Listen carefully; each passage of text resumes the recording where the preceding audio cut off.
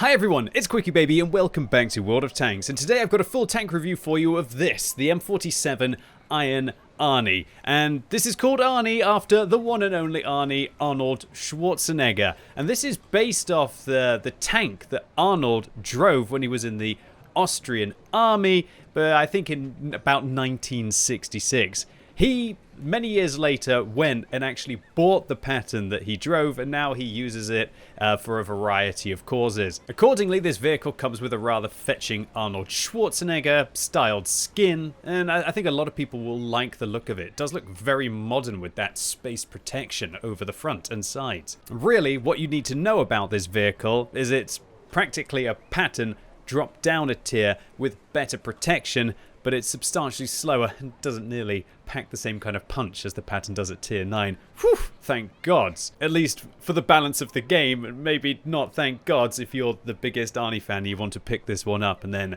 crush your enemy. I've got gameplay coming right up of the Iron Arnie so you can see whether this thing is truly going to be the predator of the battlefield. So firstly, let's take a look at the statistics of the M47 Improved, aka the Iron Arnie. And unlike the previous two vehicles which I've featured from this year's large boxes, this one doesn't really have any new features, so it's a lot easier to be able to go through. But just because it doesn't have any kind of glitzy new features doesn't mean that this one isn't worth paying attention to.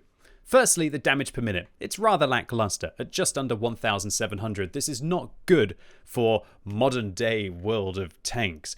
Most tier 8 mediums that are kind of going into the game have at least about 2,000, and even some of them are packing 2,100 plus. This means that this vehicle truly feels more like an old school heavy, like a Lever or a T-34 with regards to its DPM, rather than something newer.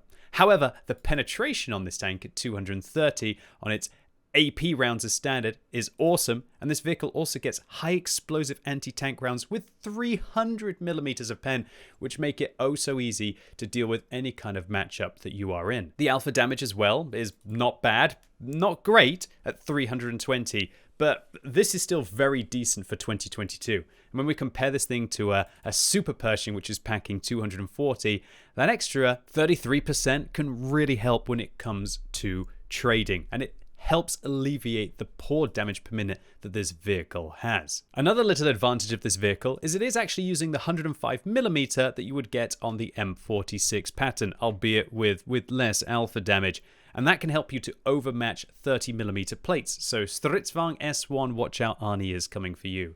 So now onto the gun handling, and this is where it's both really good news but also horrific news for this tank. Firstly, the aim time, 3 seconds is garbage. You are going to be aiming for days in this vehicle. The accuracy is also horrendous, probably worst in class for any tier 8 medium tank at 0.44.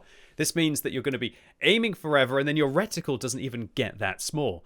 However, it has really good dispersion values when it's moving and when it's turning the turret, which means that I would actually recommend not using vert stabs on this vehicle and using an aiming device instead to improve the horrendous accuracy, and you can kind of get away with it. However, if you absolutely utterly must have great gun handling, you could combine vert stabs with an aiming device on this tank instead. But if you only are going to take one of those two modules, I thoroughly recommend the thing that improves your accuracy instead of your gun handling. 10 degrees of gun depression is awesome as well to add on to that great gun handling, and you're more than flexible on a ridgeline.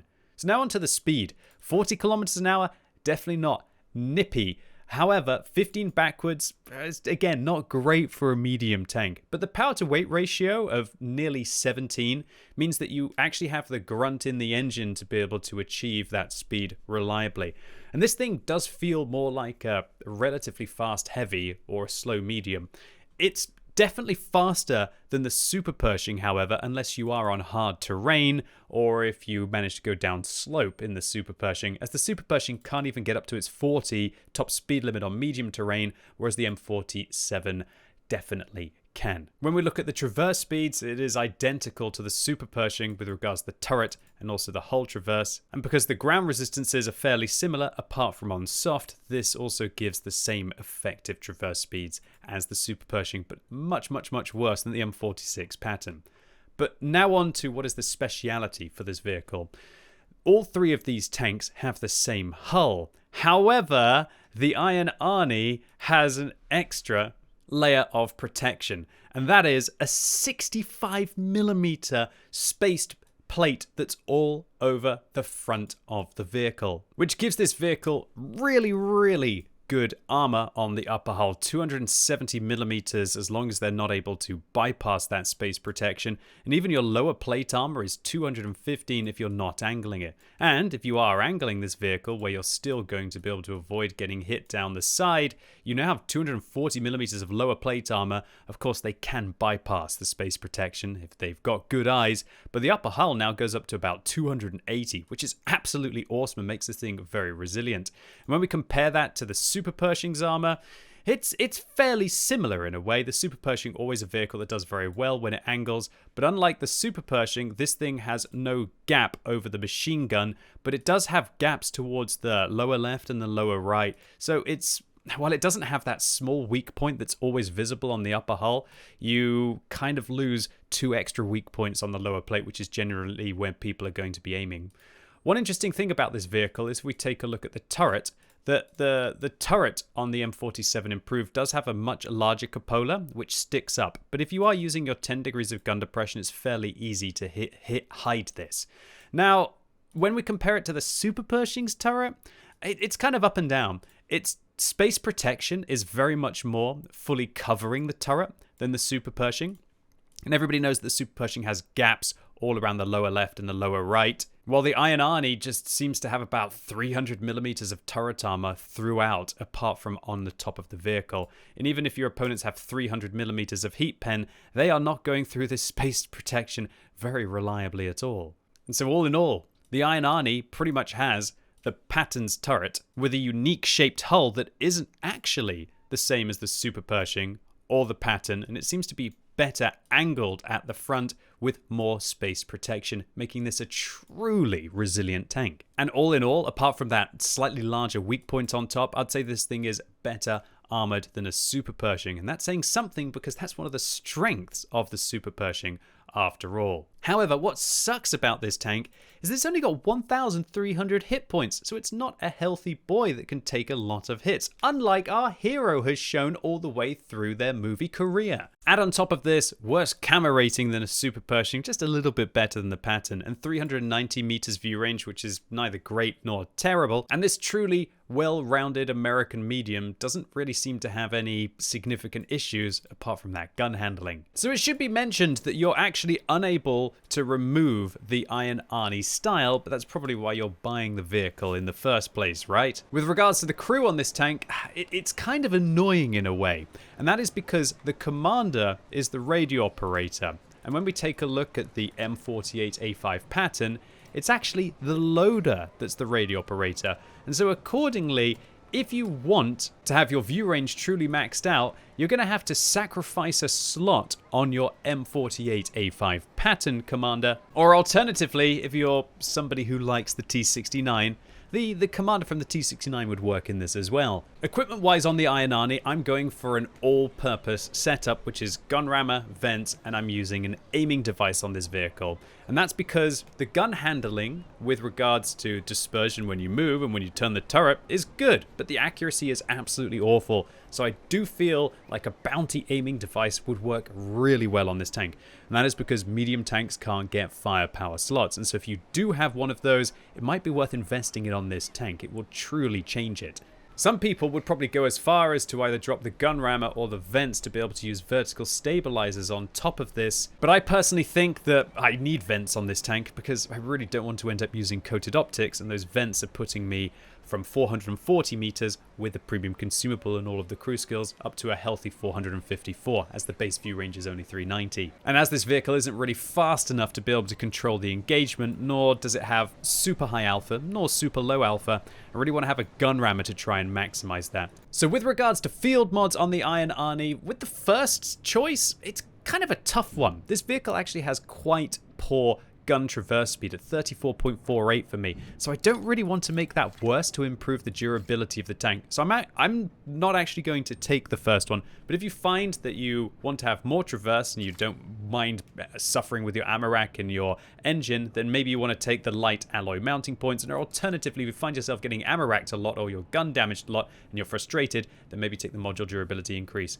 Next, it's an easy pick. Accuracy, accuracy, accuracy, because this tank's accuracy is horrendous. And then finally, you got a decision to make. Do you want to improve the camo rating of this vehicle, or do you want to improve the reverse speed and the suspension repair speed? Personally, for me, I'd recommend the turbocharger tuning. This is not a glass cannon medium tank. This is a medium tank that wants to play like a heavy. And I feel that improving the repair speed, which is quite poor to begin with on this tank, you'll be able to prevent your opponents from locking your tracks down and getting your side where your weak armor is. And also keep in mind that I don't really have space to use a turbo on this tank, and so the idea of making the reverse speed worse when it's already quite a poor 15 to begin with, and you really want to be able to pull back over a ridgeline after you've used this tank's 10 degrees of gun depression, I can't imagine taking the camo on this thing. But be warned that if you do decide to play this tank like this, you are going to have very poor camo rating at 16 on the move. And this means you're going to get spotted moving into position and not be able to do the traditional sneaky things that medium tanks are accustomed to. But with all that said and done, let's take the Iron Arnie out onto the battlefield. So firstly, we're rolling out in an assault on Redshire, and this was one of the first games I played in the Iron Arnie, and so accordingly, I don't have the extra engine power that comes with the field mods, I don't have the improved accuracy, I don't have all of those juicy, tasty bonuses that you'll eventually be getting. I'm using a gun rammer, vent, and an aiming device on this vehicle. That will make this tank as accurate as it can be, and I am using a bounty aiming device, as you would have seen in the garage, as this tank can't get a firepower slot, and so it ends up really helping out improve that tank's terrible .44 base accuracy and reducing it down to about the .36 range, I believe, finally, when you've taken into account crew skills, the premium consumable that I'm using, yada yada yada. This thing will actually now be able to do some work on a ridgeline. One thing I've been surprised with on this tank is it's definitely not slow. It's not like Super Pershing slow, and that's even the buffed Super Pershing. Although, as we're going to find out, it doesn't look like all Iron Arnies are equal. That Iron Arnie has decided to improve their hit points with a durability device, although it didn't really seem to improve their performance in this battle. Yeah, a little bit harsh there, but you should really never take the shortcut into a position here. Always go the long way round like you've seen the AMBT and the 274A is. Shortcuts are quite often a shortcut back into the garage. Alright, so a dangerous tier 8 Chinese tank destroyer appears. Doesn't quite manage to press the gun to be able to hit my weak point, and we shut them down just as well. I have to admit, this gun, with its decent penetration on its standard rounds and armor-piercing rounds, which, while they're not going to have the shell velocity at long range, and I'm doing an intuition switch here to HE, which unfortunately doesn't manage to penetrate, but it still does 223 damage. These armor-piercing rounds will have more normalization, which helps those rounds even further. Whoa, great pen there. Following up with 425 damage with the HE into the Bat Chatillon, and I'm hoping that I could be able to finish them off here, but I end up just completely whiffing. I didn't realize that they were going to be going down the slope there, which is kind of stupid in retrospect, so a definite misplay by me. And the HE rounds, ooh, dude, that was a nice reaction shot there into the 274A's lower plate. Beautiful. And these armor-piercing rounds, they just felt so good for me. The shell velocity on them is 1,080, which is not bad. And on your heat rounds, which have got 300 millimeters of pen, it's 1,073. Do you notice that this thing, with this aiming device, its gun handling doesn't really feel that bad. It just feels like it's hitting its shots right now. And we're casually up in the first 2.5 minutes of this game, up to 2,200 damage. And hopefully we're going to pick up our first kill. Not quite yet. Of course, the Predator's got too many hit points. What are you talking about, QB? You must know something. You must know something. Well, of course I know something. I played this game, right? This is my replay. I know that there's something sneaky about to happen, but you just don't blink. Don't blink for at least the next 30 seconds. I'll try not to blink as well for the next 30 seconds. Can I manage it? No, I'm going to get eye strain doing that. I've already blinked. I failed. There you go. Spoilers, premonition, dirty QuickyBaby ruining his own YouTube video. And that's because that Progetto was, unfortunately, for the Bat Chatillon 12T that I didn't manage to finish off earlier, sitting right next to them. And so we actually managed to blind kill that Bat Chatillon 12T. And we are just hitting our shots here. I really feel that I can always aim for a little bit longer, but the aiming device on a vehicle like this, and an aiming device on the BZ-176, definitely has really helped, I feel, with these tanks. And it's interesting in a way, because Wargaming are clearly trying to balance out these tanks by giving them horrendous accuracy, but do they not consider that there are just really good pieces of equipment inside the game that the sweaty nerds will have collected, that hopefully they can put on these vehicles to really turn them up to a whole new level? And it kind of makes it so that tanks like this, which aren't meant to be ridgeline snipers, kind of can be ridgeline snipers. I've hit most of my shots this game.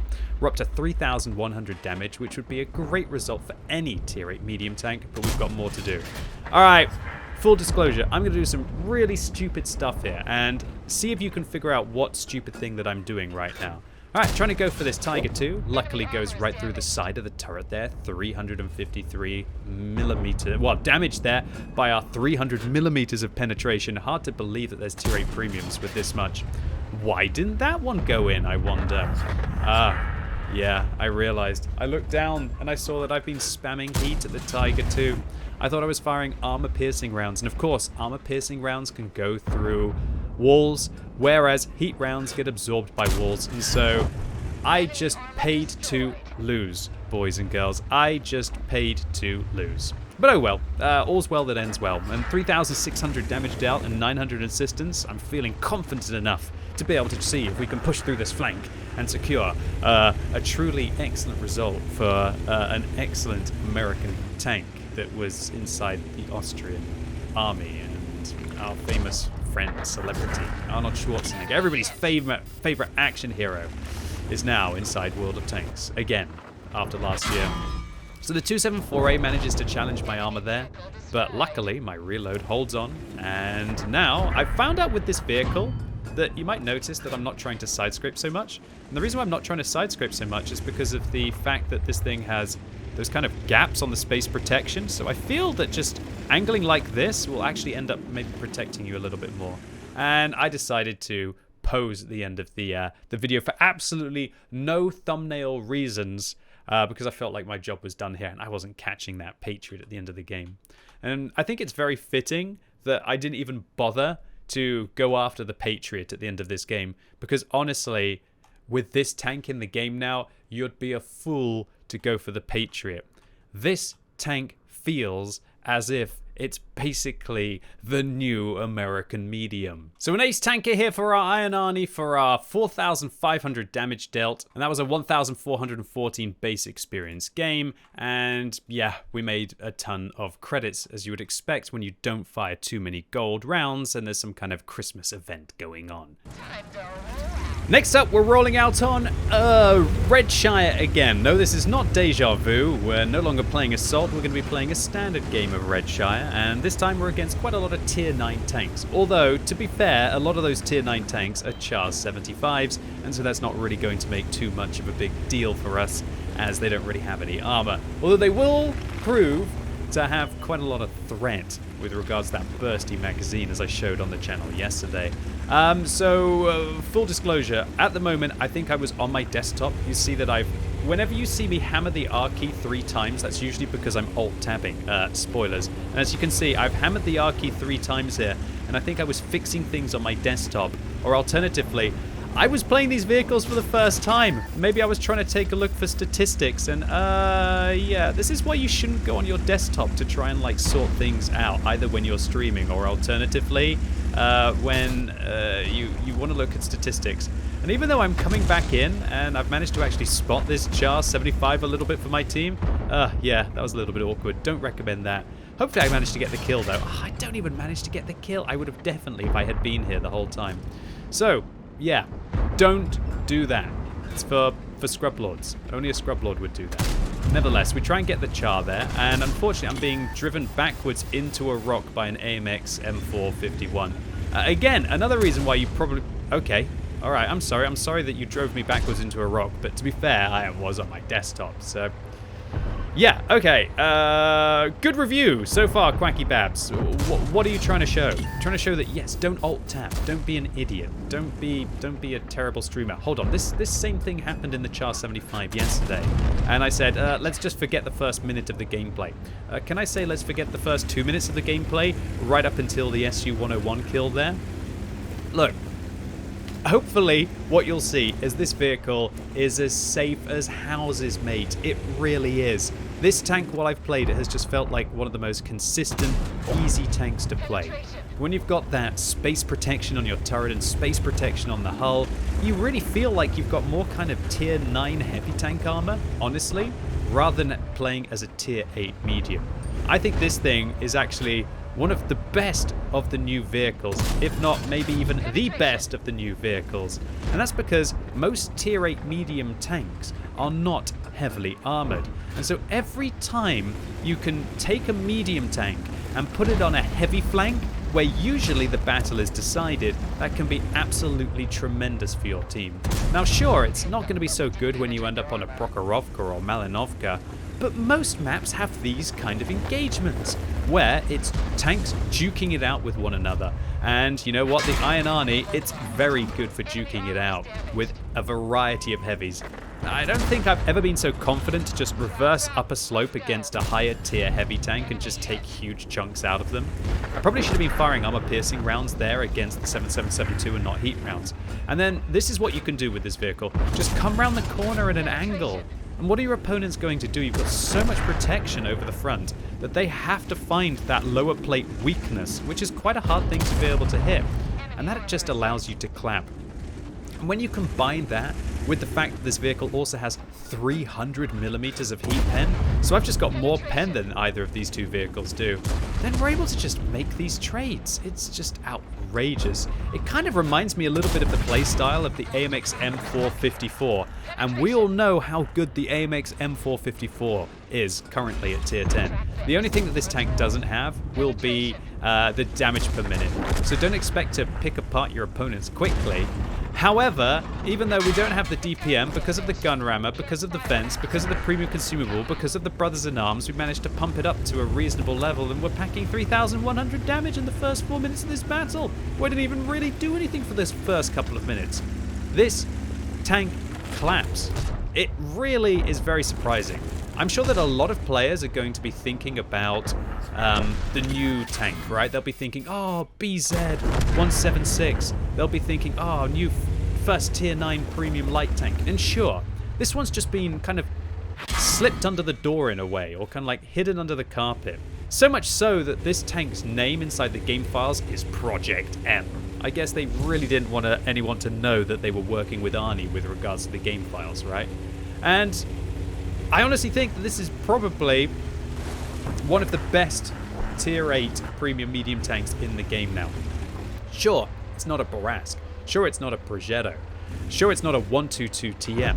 But for the same reason the 122 TM is good, aka it doesn't have the DPM, but this one's DPM is much better than the 122 TM.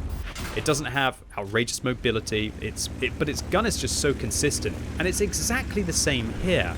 Now sure, it doesn't have the accuracy, but with this vehicle, you can just take an aiming device instead, and then take a gun rammer. Whereas on the 122 TM, I quite often don't use a gun rammer, which kind of means that this one leapfrogs ahead in terms of what its damage per minute capabilities are. But it's still got all of the armor. It's just absolutely awesome, as we managed to Amarak Stritzwang 81 there. Now going after the Stritzwang 1030, don't quite manage to get them, and oh no, pesky French light, With 2 gold rounds to my lower plate, well, I guess we've tested the Iron Arnie to the limits as the T100 makes the sacrifice at the end of the game so that the team can manage to go on to it. Not really, not really. Look, decent result for any tier 8 medium tank inside a tier 9 matchup. And that's what I did with this tank. It was just so consistent, a lot like a BZ176. This thing just has all of the tools that it needs to sit on a ridgeline. Sure, it has a bit of a weak point. Players are probably going to learn this and take advantage of it. But if you're using your gun depression, it's really not an easy thing to hit. And the fact that this thing has so much hull armor and space protection, so you can just drive around a corner at 45 degrees against all vehicles that probably don't have about 300 millimeters of pen, it's just such a bruiser of a medium. And the real reason why this vehicle is good is because it's not your glass cannon medium that needs to play on the fringes or try and play as a support tank and wait for opportunities.